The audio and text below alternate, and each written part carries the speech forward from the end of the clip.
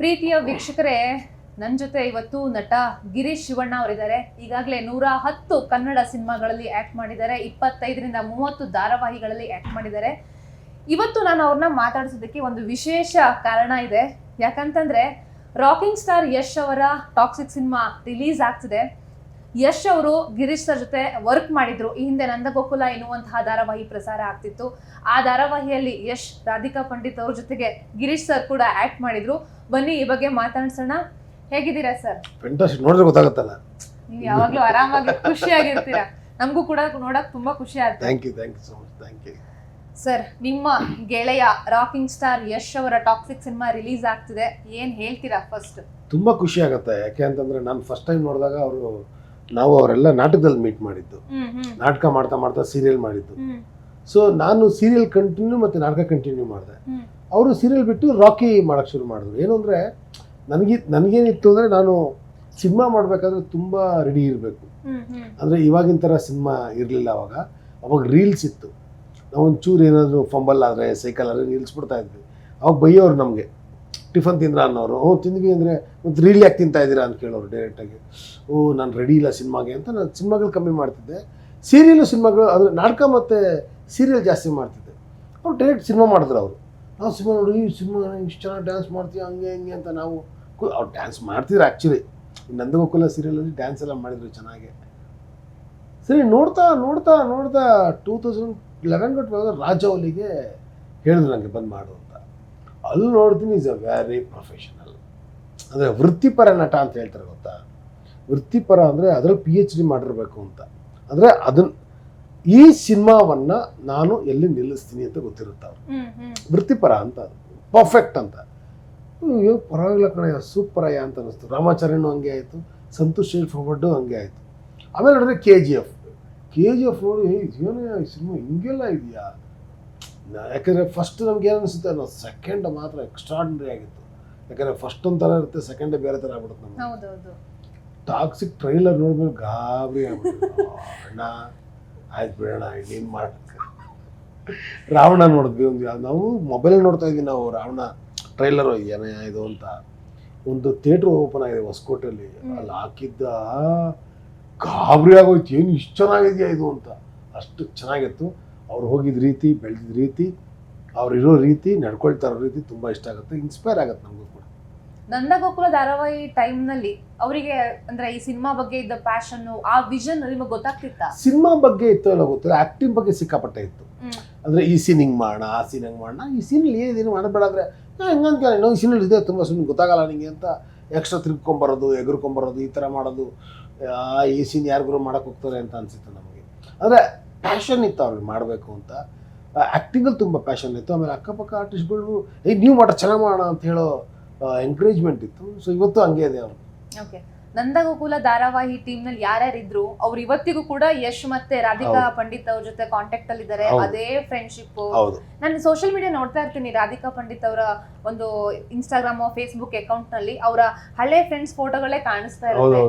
ಅಂದ್ರೆ ಏನೋ ಹೇಳ್ತಾರಲ್ಲ, ನಾವು ನಡೆದು ಬಂದ ದಾರಿಯನ್ನ ಮರಿಬಾರ್ದು ಅಂತ. ಬಟ್ ರಾಧಿಕಾ ಮೇಡಮ್ ಆಗಿ ಯಶ್ ಇರ್ಬೋದು, ಅವ್ರು ಆ ರೀತಿ ಇಲ್ಲ ಅಂತ. ಇಲ್ಲ ಇನ್ನೊಂದ್ರೆ ಅದೊಂದು ಬಾಂಡಮ್ಮ ನಮ್ದು. ಯಾಕಂದ್ರೆ ಅವಾಗೆಲ್ಲ ಜೊತೆಲೇ ಬೆಳೆದಿದ್ದಲ್ವಾ. ನಮ್ಮ ಮನಸ್ಥಿತಿ ಅವ್ನು ಚೆನ್ನಾಗಿ ಮಾಡ್ತಾನೆ, ಇವನು ಹೀರೋಯಿನ್, ಇವಳು ಹೀರೋ ಅಂತ ಏನೂ ಇರಲಿಲ್ಲ. ನಾವೆಲ್ಲರೂ ನಟರು ಅಂತಿತ್ತಷ್ಟೇ. ಆ ಬಾಂಡಿಂಗ್ ಚಿಕ್ಕ ವಯಸ್ಸಿಂದ ಒಂದು ಬಾಂಡಿಂಗ್ ಬಂದ್ರೆ ದೊಡ್ಡವರಾದ್ಮೇಲೆ ಅದೇ ಇರುತ್ತೆ. ಇವತ್ತಿಗೂ ಅದೇ, ಮುಂದಿನ ಅದೇ ಇರುತ್ತೆ ನಮಗೆ. ಜೊತೆಲೇ ಬೆಳೆದಿದ್ದಲ್ವ ನಾವು. ಸೊ ಹಾಗಾಗಿ ಆ ಬಾಂಡಿಂಗ್ ಹಂಗೆ ಇದೆ ನಮ್ಗೆ ಎಸ್ಪೆಷಲಿ ಎಂಗೇಜ್ಮೆಂಟ್ ಅಂತ ಗೊತ್ತಾಗದ. ಹೌದಾ ಎಂಗೇಜ್ಮೆಂಟ್, ಓಕೆ ಬಿಡಪ್ಪ, ಹುಡುಗಿ ನಮ್ಮಲ್ಲೇ ಉಳ್ಕೊಂಡ್ವಿ ನಾವು. ನಮ್ಗೆ ರಾಧಿಕಾ ಅನ್ಕೊಂಡ್ರೆ ಪಂಚಪ್ರಾಣ. ನಮ್ಮ ಹುಡುಗರಿಗೆಲ್ಲ ಎಲ್ರಿಗೂ, ನಮ್ಮ ಟೀಮ್ಗೆ, ಅಯ್ಯೋ ಯಾರು ಮದುವೆ ಆಗ್ಬಿಡ್ತಾಳೆ ಇವಳು, ಅವ್ನು ನಮ್ಮನ್ನು ಸೇರಿಸ್ತಾನೋ ಇಲ್ವೋ, ಏನು ಇವ್ರನ್ನೆಲ್ಲ ಸೇರಿಸ್ತೀವಿ, ಅವರೆಲ್ಲ ಸೀರಿಯಲ್ ಆರ್ಟಿಸ್ಟು, ಸಿನಿಮಾ ಆರ್ಟಿಸ್ಟು, ಇವ್ರನ್ನೆಲ್ಲ ಸೇರಿಸ್ಬೇಡ ಅಂದ್ಬಿಡ್ತಾನೋ ಏನೋ ಅಂತ ನಮ್ಗೆ.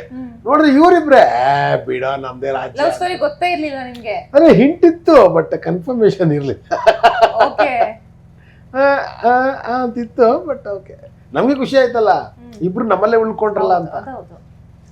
ಬಟ್ ಅದೇ ಹೆಂಡತಿಗೆ ತಕ್ಕ ಗಂಡ, ಗಂಡನಿಗೆ ತಕ್ಕ ಹೆಂಡತಿ ಅಂತ ನಮ್ಗೆ ಅನ್ಸ್ತು. ನಮ್ಗೆ ಹೌದು, ಅದಂತೂ ಖಂಡಿತ ಹೌದು. ತುಂಬಾ ಜನ ಅವ್ರನ್ನ ಫಾಲೋ ಮಾಡ್ತಾ ಇದ್ದಾರೆ ಈ ಜೋಡಿನ. ಸರ್ ಇನ್ನೊಂದೇನಂತಂದ್ರೆ ಈ ರೀಸೆಂಟ್ ಆಗಿ ಆಪ್ಕಿ ಅದಾಲತ್ ಅಂತ ಒಂದು ಶೋ ಬಂತು, ಹಾ. ಅಲ್ಲಿ ಯಶ್ ಅವರ ಮಾತುಗಳನ್ನ ಮೋಸ್ಟ್ಲಿ ನೀವು ಕೇಳಿರ್ಬಹುದು. ಹೌದೌದು ಕೇಳಿರ್ಬೋದು, ಕೇಳ್ತೀನಿ ನಾನು. ಓಕೆ, ಹೇಗ ಅನಿಸ್ತು ಸರ್? ತುಂಬಾ ಖುಷಿ ಆಗತ್ತೆ ಅಲ್ವ ನಮ್ಮ ಅದು ಆಪ್ಕೆ ಅದಾಲತಲ್ಲಿ ಯಾರ್ಯಾರು ಹೋಗಿದಾರ ಹೌದು, ವಾಜಪೇಯಿ ಅವರು ಹೋಗಿದ್ದಾರೆ. ಅದ್ರಲ್ಲಿ ನಮ್ಮ ಕನ್ನಡ ಕನ್ನಡಿಗ, ಹುಡುಗ, ಅದು ಮೊದಲ ಕನ್ನಡಿಗ. ನಮ್ಮ ಸ್ನೇಹಿತ ಅಂತಂದ್ರೆ ಇನ್ನೂ ಖುಷಿ ಅಲ್ವಾ ನಮ್ಗೆ. ಹ್ಮ್. ಇನ್ನು ನಮ್ಗೇನು ಅಂದ್ರೆ ಒಂಥರ ಗೌರವ ಜಾಸ್ತಿ. ಬಿಡಪ್ಪ ಅಲ್ಲೊಂದು ಮಾತು ಹೇಳ್ತಾರ ಅವರು, ಕನ್ನಡ ಅಲ್ಲ ಸರ್ ಕನ್ನಡ ಅಂತ, ಅಷ್ಟೇ ಸಾಕು ನಮ್ಗೆ, ಹೌದು, ಅದಂತೂ ಅಷ್ಟೇ ನಿಜ. ಸಾಕು ಅನಿಸ್ತು ನಮ್ಗೆ.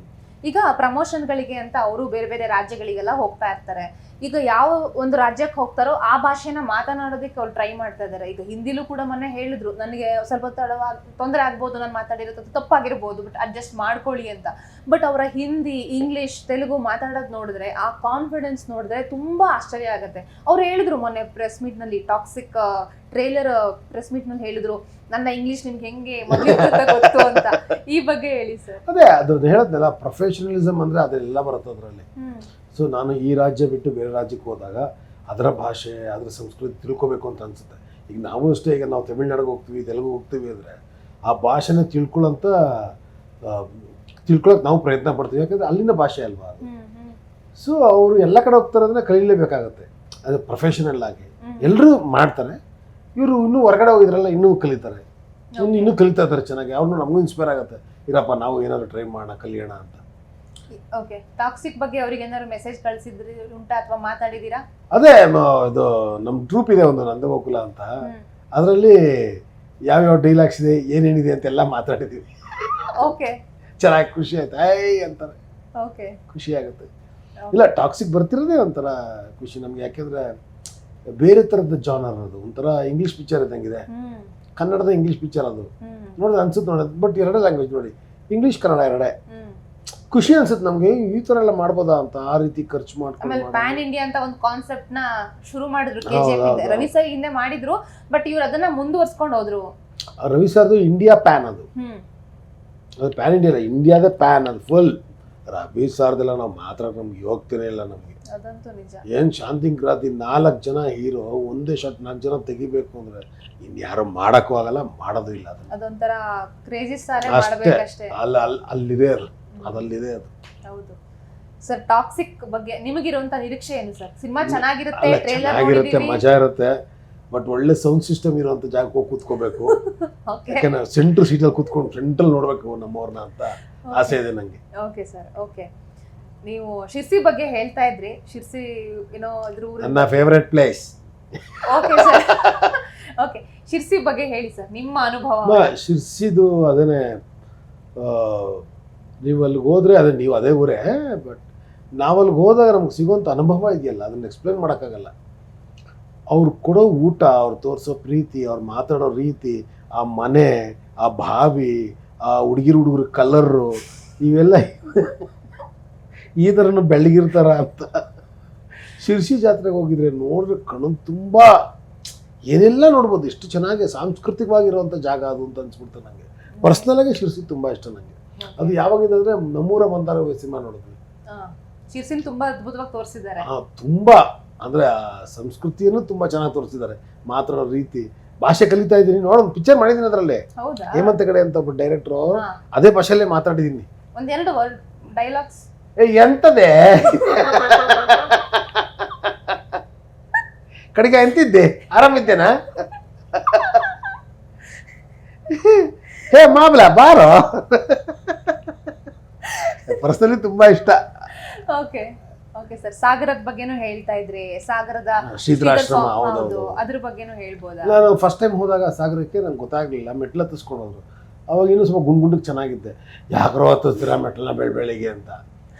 ಬಟ್ ಅಲ್ಲಿ ಹೋಗಿ ಕೂತ ಮೇಲೆ ಇವತ್ತರೆಗೂ ಮೆಟ್ಲು ಹತ್ತನೇ ಇದ್ದೀನಿ ಹೋಗೋದಕ್ಕೆ, ಪ್ರತಿ ಸತಿ ಹೋಗ್ತಾನೆ ಇರ್ತೀನಿ ಅಲ್ಲಿಗೆ. ಆ ಥರದೊಂದು ಗುರುಗಳು, ಆ ಥರದೊಂದು ದೈವಾನುಭವ ಯಾರಿಗೂ ಸಿಗಲ್ಲ, ಆ ಥರದೊಂದು ಅನುಭವ ಯಾರಿಗೂ ಸಿಗಲ್ಲ.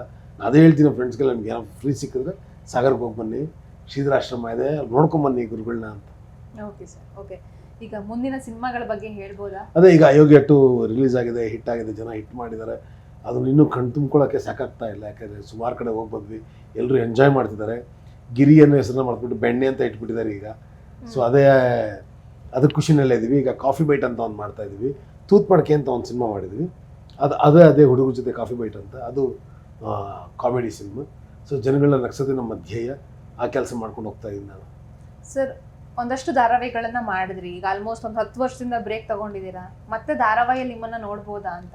ಅದೇ ಈಗ ಸಿನಿಮಾಗೆ ಅಂತ ರೆಡಿ ಆಗ್ಬಿಟ್ಟಿದ್ದೀನಿ ನಾನು, ಸಿನಿಮಾಗೋಸ್ಕರನೇ ಅಂತಾನೆ.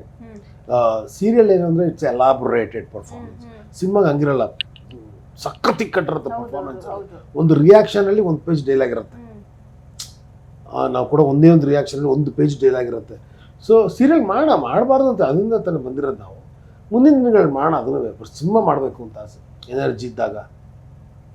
ನೀವು ವಿತೌಟ್ ಸ್ಕ್ರಿಪ್ಟ್ ಕೂಡ ಒಂದು ಹಾಸ್ಯವನ್ನ ಕ್ರಿಯೇಟ್ ಮಾಡ್ತೀರಾ. ಸೊ ಯಾವತ್ತು ರಿಯಾಲಿಟಿ ಶೋನ ಅಪ್ರೋಚ್ ಮಾಡಿದ್ದು ಅಥವಾ ಹೋಗ್ಬೇಕು ಆ ತರ ಆ ಥರದ್ದೇನು ಅನ್ಸಿಲ್ಲ. ಇಲ್ಲಮ್ಮ, ಜಡ್ಜ್ ಎಲ್ಲ ಇಲ್ಲ. ನಮಗೆ ಕಾನ್ಸೆಪ್ಟ್ ಏನು ಅಂದ್ರೆ ಕೊಡುವ ಪಾತ್ರವನ್ನ ಅಚ್ಚುಕಟ್ಟಾಗಿ ಮಾಡಿ ಜನಗಳನ್ನ ಎಂಟರ್ಟೈನ್ ಮಾಡಬೇಕು ಅನ್ನೋದು ಬಿಟ್ರೆ ಬೇರೆ ಏನು ಥಾಟ್ಸ್ ಇಲ್ಲ ನನಗೆ. ಮುಂದೆ ಇದರಲ್ಲಿ PhD ನಮ್ದು. ಅಂದರೆ ಕೊಡೋ ಪಾತ್ರನ ಅವ್ರು ಏನು ಕೊಡ್ತಾರೋ ಅದಕ್ಕಿಂತ ಚೆನ್ನಾಗಿ ಮಾಡ್ಕೊಡ್ಬೇಕು ಅನ್ನೋದಷ್ಟೇ. ನಾವು ಹೋಗ್ಬಾರ್ದು ಅಂತೇನಿಲ್ಲ, ಬಟ್ ಅನ್ಸಿಲ್ಲ ಯಾವತ್ತು ಹೋಗ್ಬೇಕು ಅಂತ. ಈಗ ರಾಜಾಹುಲಿ ಸಿನಿಮಾ ತಗೊಂಡ್ರೆ ಅಲ್ಲಿ ಒಂದ್ ಸ್ವಲ್ಪ ನೆಗೆಟಿವ್ ಶೇಡ್ ತರ ಬರುತ್ತೆ, ಇನ್ನೊಂದಷ್ಟು ಸಿನಿಮಾಗಳು ತಗೊಂಡಾಗ ಪಾಸಿಟಿವ್ ಹಾಸ್ಯ, ಇದೆಲ್ಲ ಹೇಗನ್ಸುತ್ತೆ ಸರ್ ಕಲಾವಿದನಾಗಿ?